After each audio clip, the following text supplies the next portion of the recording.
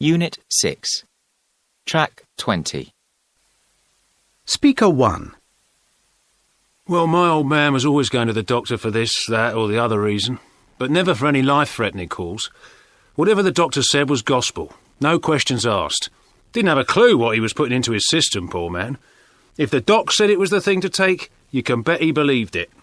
Sometimes it worked, but more often than not the problem just got worse. I've read up quite a bit about conventional medicine since then and discovered that prescription meds, more often than not, just tend to treat the symptoms, never the root cause. Of course, that's what made me interested in holistic medicine and the like, right? Speaker 2. We live in an age where synthetic compounds surround us on a daily basis, from the solvents in our woodwork to the ingredients in our shampoo. I read somewhere that we are exposed to over 70,000 different chemicals every single day.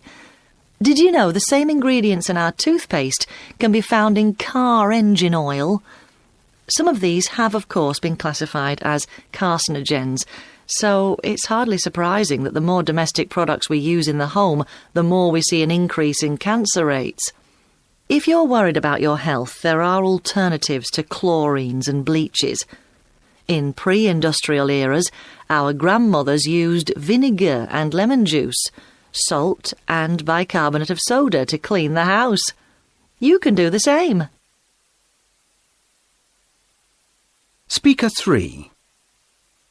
I first started doing it about 3 years ago when I heard about how it can reduce stress and therefore decrease heart rate and blood pressure. I also read about how in some cases simple visualization exercises have caused the regression of cancer. It is said to boost the immune system and is often used in hospitals with patients who are terminally ill. The medical community tends to agree that if mental factors such as stress were significantly reduced, a person's physical health would be much better. There's a growing movement in mainstream science to fund research into this kind of exercise. Personally, I do it because I find it so relaxing on both my mind and body, and because it keeps me fit and healthy. I don't need any equipment, just a quiet room or a spot in the garden where no one will disturb me. Track 21.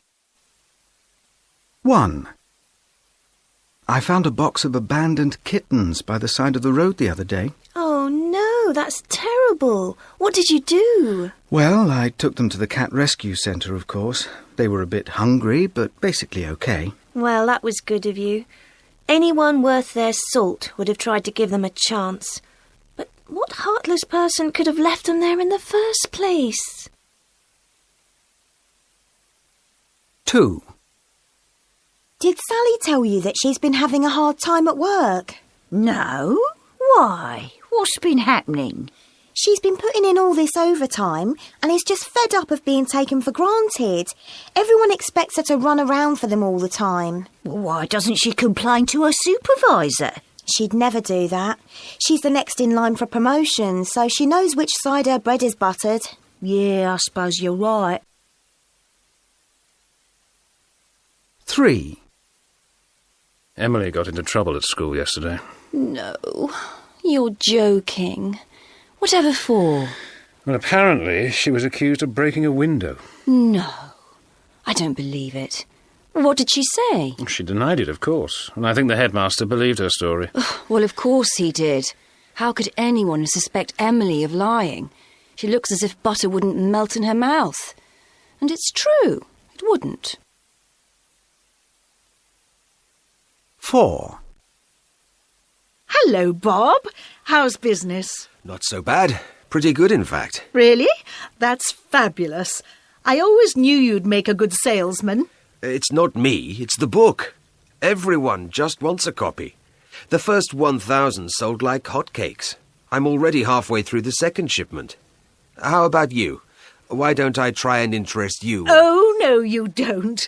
I certainly don't need any more books, thank you. Track 22. Raw foods, such as fresh fruit and vegetables, nuts and seeds, are foods which contain enzymes, the living energy of plants. Enzymes are of vital importance to our health because without them we would get sick and many of our bodily systems wouldn't be able to function properly. We need enzymes to digest our food, to strengthen our immune systems, to flush out toxins, and to regenerate our cells. In fact, clinical tests have shown that enzyme-rich diets can even help people suffering from some serious illnesses. Track 23. Today we're in the studio with Dr. Maureen Cunningham, whose latest book, Raw Power, has raised a few eyebrows. Dr. Cunningham, your book advocates that a diet rich in raw fruit and vegetables is the healthiest diet of all. Can you tell us a little bit more about it? Raw foods, such as fresh fruit and vegetables, nuts and seeds, are foods which contain enzymes, the living energy of plants. Enzymes are of vital importance to our health because without them we would get sick and many of our bodily systems wouldn't be able to function properly. We need enzymes to digest our food, to strengthen our immune systems, to flush out toxins, and to regenerate our cells. In fact, clinical tests have shown that enzyme-rich diets can even help people suffering from some serious illnesses. I think most people are aware that fresh fruit and vegetables are good for us. But in your book you mention that eating too much cooked food can actually be bad for us, and this has caused some strong reactions. Can you tell us why you advocate reducing our intake of cooked food? I'm certainly not suggesting that anyone should suddenly switch to a strictly raw food diet, but most of us do rely far too heavily on cooked meals to fulfill most of our nutritional requirements, which it simply can't do because cooking destroys so many of the nutrients. Obviously, if we're always eating cooked food, then we can't be eating enough raw plant food. In your book, you cite a famous experiment involving about 900 cats, I think? Yes, that's right.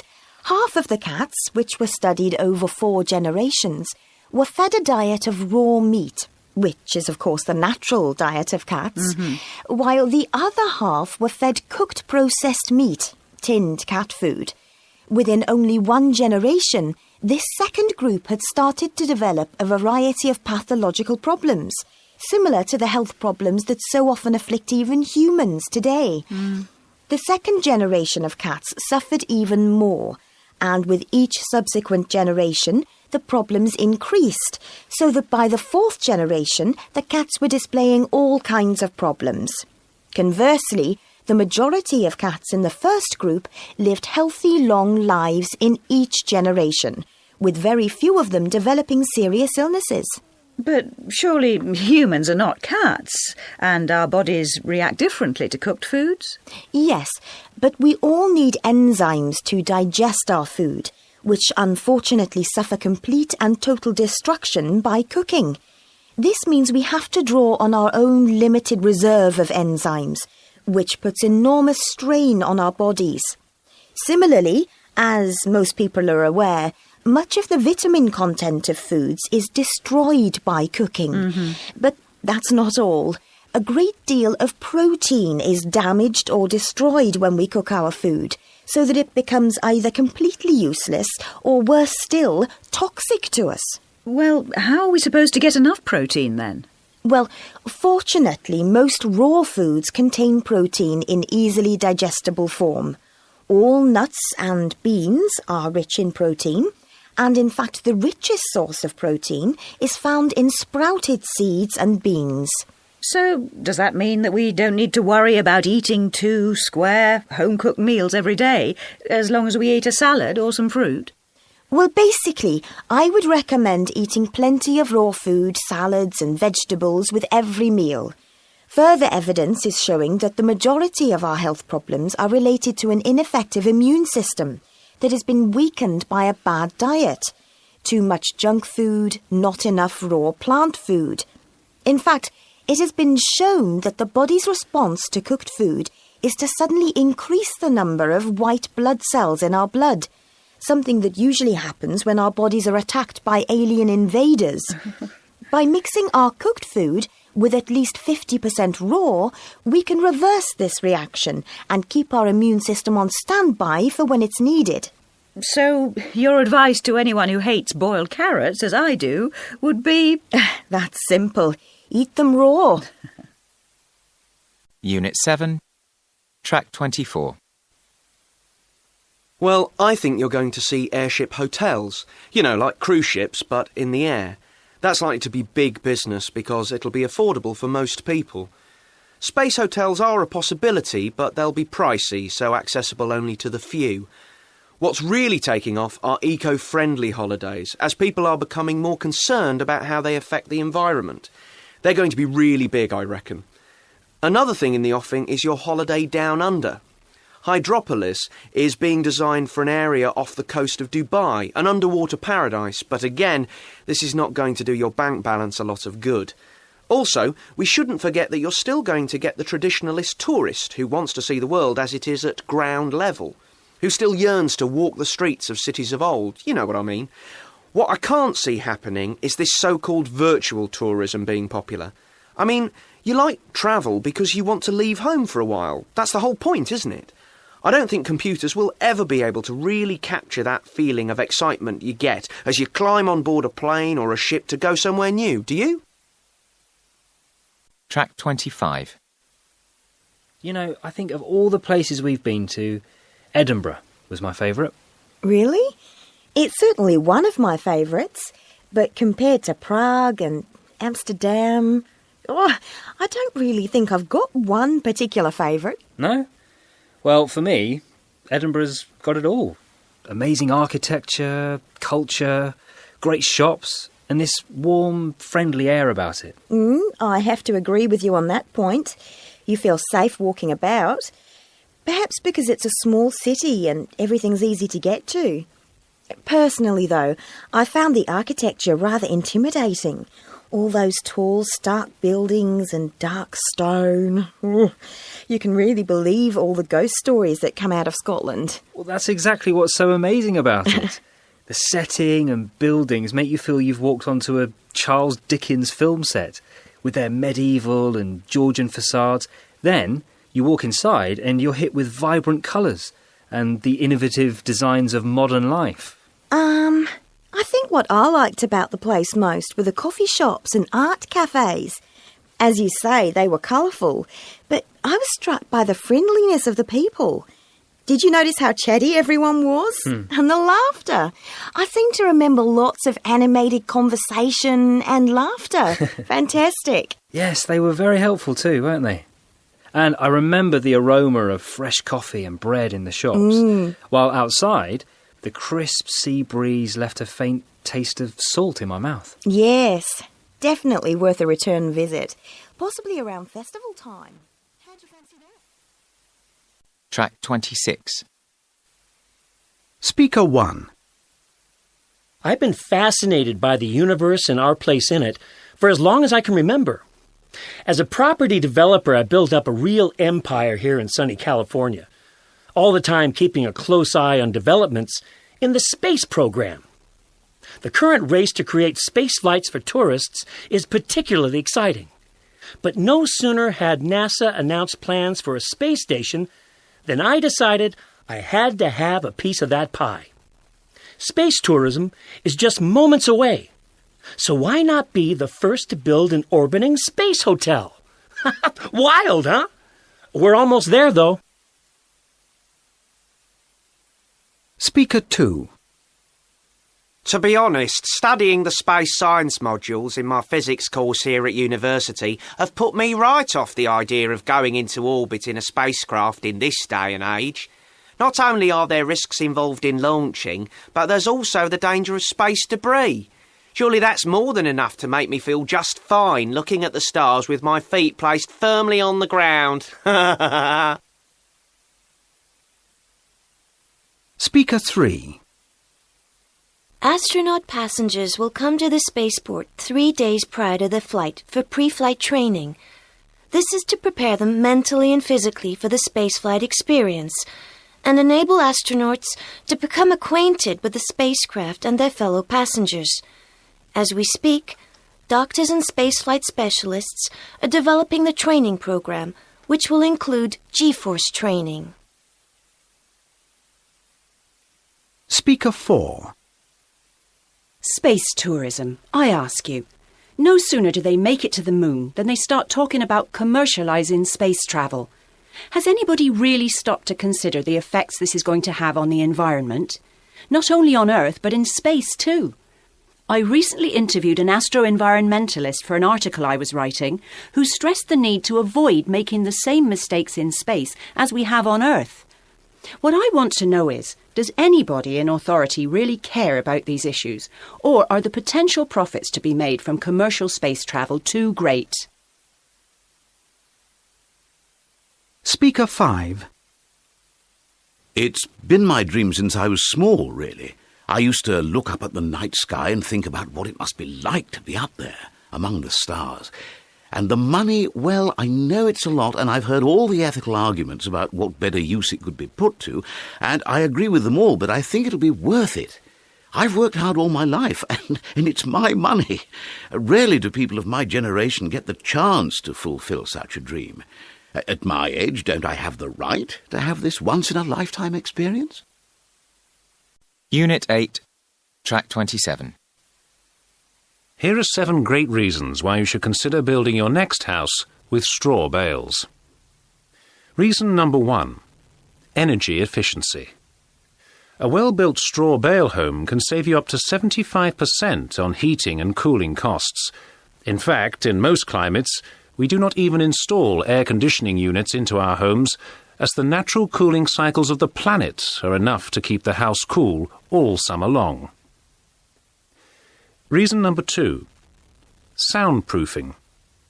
Straw bale walls provide excellent sound insulation and are superior wall systems for homeowners looking to block out the sounds of traffic or aircraft in urban environments. Reason number 3. Fire resistance. Straw bale homes have roughly 3 times the fire resistance of conventional homes. Thick, dense bales mean limited oxygen, which, in turn, means no flames. Reason number 4. Environmental responsibility. Building with straw helps the planet in many ways. For example, straw is a waste product that is either burned or composted in standing water. By using the straw instead of eliminating it, we reduce either air pollution or water consumption, both of which impact the environment in general. Reason number 5. Natural materials.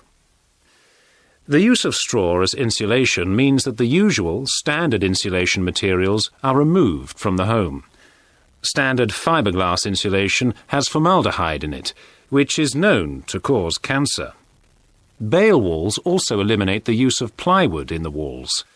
Plywood contains unhealthy glues that can off-gas into the house over time. Reason number 6. Aesthetics. There is nothing as calming and beautiful as a straw bale wall in a home. Time and time again I walk people through homes and they are immediately struck by the beauty and the feeling of the walls. I really can't explain this one. You'll just have to walk through your own to see what I mean. Reason number 7. Minimise wood consumption. If built as a load-bearing assembly, which can support a roof, the wood in the walls can be completely eliminated, except for around the windows. The harvesting of forests is a global concern, and any reduction in the use of wood material is a good thing for the long-term health of the planet. Track 28. So what interests you most about your work? Well, being able to create something that has real value is the main thing. I mean, it's great to be an artist or a sculptor, and I'm certainly not belittling the value of fine art in society. But it's a totally different feeling knowing that what you create will have real, practical value. I mean, people actually live in your creations. And, of course, egotistically speaking, it's a chance to make a real mark on the landscape, something that can probably be seen for miles around. Sometimes that's not such a good thing, though. There are some undeniable monstrosities in the landscape, which somebody must have thought was beautiful. Well, that's the second reason I love my work. My philosophy is to design structures that blend into the landscape, using natural materials and organic shapes. My clients come to me for that reason. I am confident that no one would call any of my designs an eyesore, and that gives me a real feeling of satisfaction.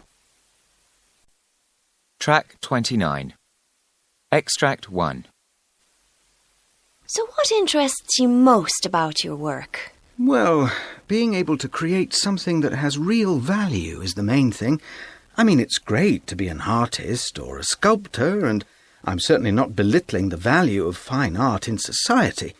But it's a totally different feeling knowing that what you create will have real, practical value. I mean, people actually live in your creations. And, of course, egotistically speaking, it's a chance to make a real mark on the landscape, something that can probably be seen for miles around. Sometimes that's not such a good thing, though. There are some undeniable monstrosities in the landscape, which somebody must have thought was beautiful. Well, that's the second reason I love my work. My philosophy is to design structures that blend into the landscape, using natural materials and organic shapes. My clients come to me for that reason. I am confident that no one would call any of my designs an eyesore, and that gives me a real feeling of satisfaction. Extract 2. When I first saw it, I didn't realise quite how important it would turn out to be, although my first thought was that I was probably looking at something very old indeed. It must have been very exciting. I suppose it was, but I didn't know then that it would be a turning point for the project, and for me. I mean, the dig had been turning up very little, and our sponsors were threatening to pull our funds, so it was significant in more ways than one. When did you realise the significance of the find itself? Well, more or less at once. I called over Professor Hargreaves and we carefully brushed out the piece in order to define it more clearly. It appeared to be man-made, but of course we couldn't date it until we submitted it for radiocarbon testing. But from the level of the dig, we knew we must have been looking at something pre-Egyptian, possibly 10,000 years old. Extract 3. So it was ambition that drove you from an early age?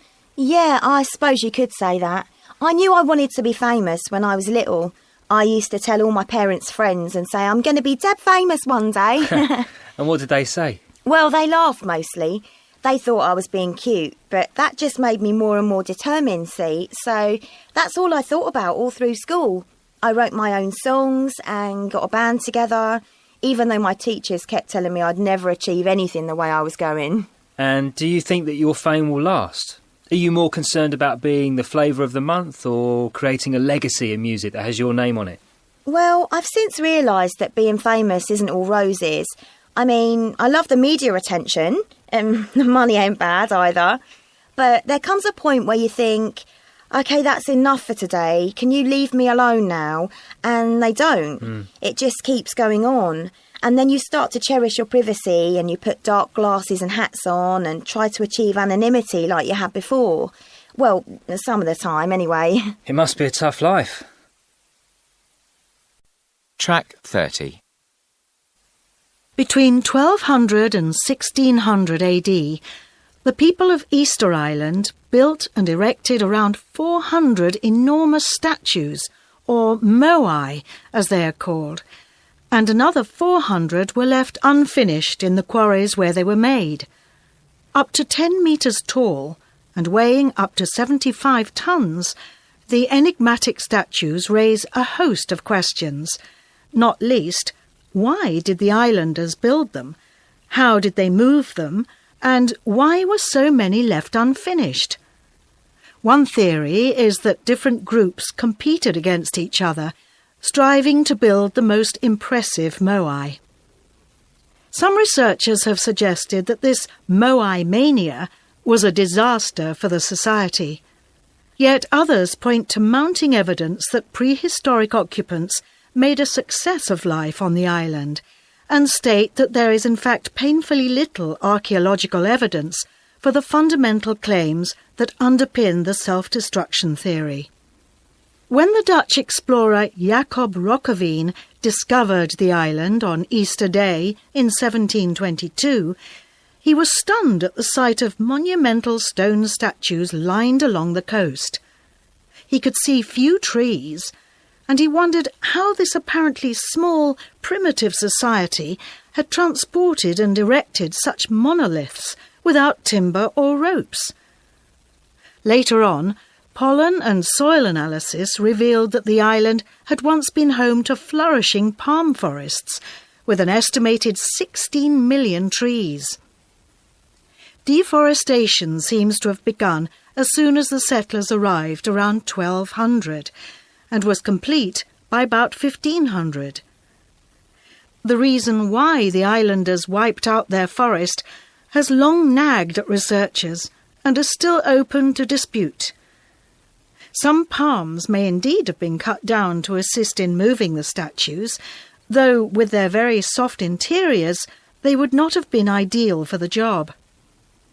Other trees were used for firewood, and land was cleared for agriculture. Still, the blame for the disappearance of the palms might not rest entirely with people. Recent genetic research suggests rats, which love to eat palm nuts, were introduced to the island in the canoes of the original colonizers. Most of the evidence for starvation and cannibalism comes from oral histories, which are extremely contradictory and unreliable. Some researchers suspect that stories of cannibalism in particular could have been invented by missionaries. Very few of the remains of prehistoric islanders show any signs of personal violence. True, the 17th and 18th centuries saw an increase in artefacts identified by some as spearheads, but many believe the artefacts are agricultural implements. The story of ecocide may usefully confirm our darkest fears about humanity, but for every society that self-destructs, there is another that does the right thing. It is far from clear that the Easter Islanders made their situation much worse for themselves, but only more evidence will resolve the issue. Unit 9. Track 31. Will you look at this? The amount of work that's gone into it. It's amazing. Oh, but seriously, Joe, would you really want that hanging on your wall? Yeah, why not? So, okay, it's bulky, but it's powerful. And I love the symbolic effect of all those lyrics scrawled across the glass background.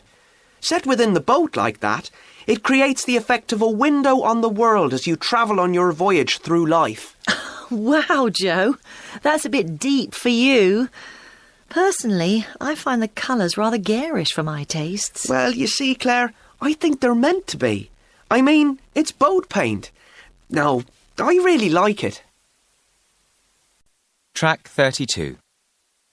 Now, Capodistrius's kind of art is rather unusual, isn't it? So can you start by giving us a brief description of what he does? He does a lot of different things, really, because he loves experimenting with materials, and he's certainly innovative. He isn't just interested in the look of something, but in how it feels to the touch, if you know what I mean. So, I suppose his work is a combination of three-dimensional painting and sculpture. He's been influenced by the work of Kostas Slokis, a popular Greek 3D artist who he admires a great deal. Would you say Slokis was the reason Capodistrius became interested in producing his own work? Slokis certainly influenced the direction in which his art developed, but in fact he's always had an interest. His father painted for a hobby too, landscapes mainly, and Capodistrius talks about how, as a boy, he went out on painting trips with his father, and sometimes he drew as well. Then, at university, it was photography that intrigued him for a while, and he gradually moved on to painting watercolours, and then using acrylic. It was some time after his university days that he grew interested in working in 3 dimensions. What materials does he use? At first, he used cardboard and then plaster. Here, his professional work helped. As a dentist, he uses plaster, glues and materials for making dentures, wire for braces, and so on. So it seemed natural to experiment with such materials to develop his hobby. Now he's keen on polystyrene and fiberglass for their strength and durability.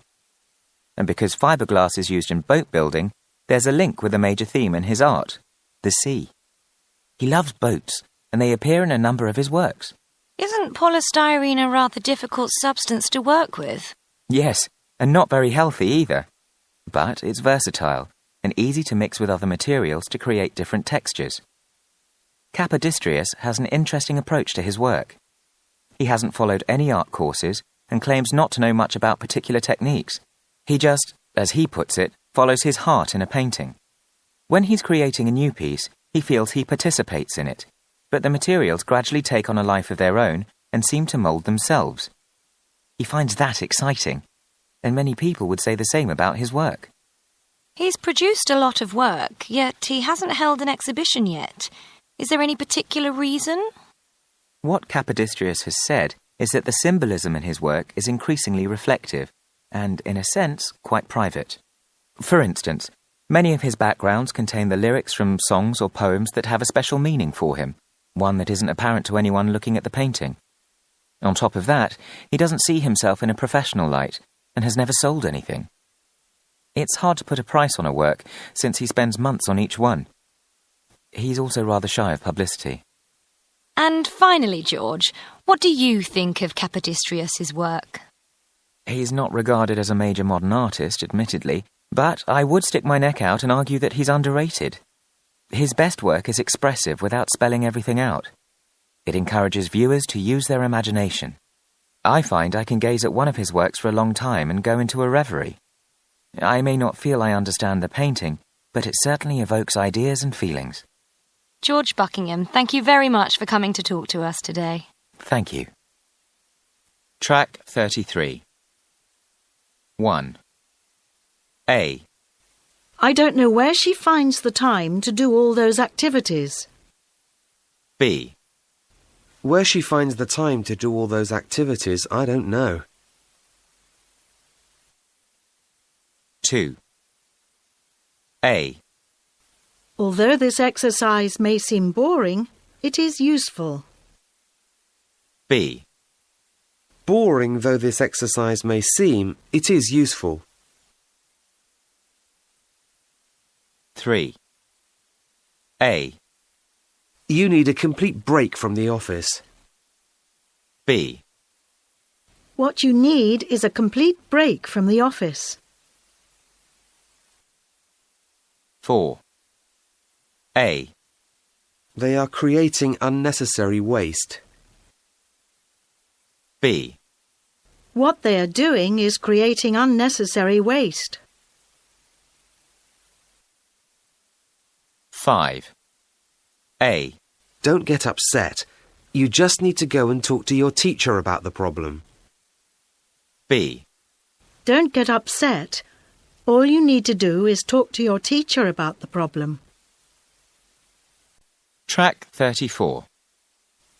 Vincent van Gogh cut off his ear after a quarrel with his good friend Gauguin. Vincent van Gogh cut off his ear after a quarrel with his good friend Gauguin. Vincent van Gogh cut off his ear after a quarrel with his good friend Gauguin. Vincent van Gogh cut off his ear after a quarrel with his good friend Gauguin. Vincent van Gogh cut off his ear after a quarrel with his good friend Gauguin.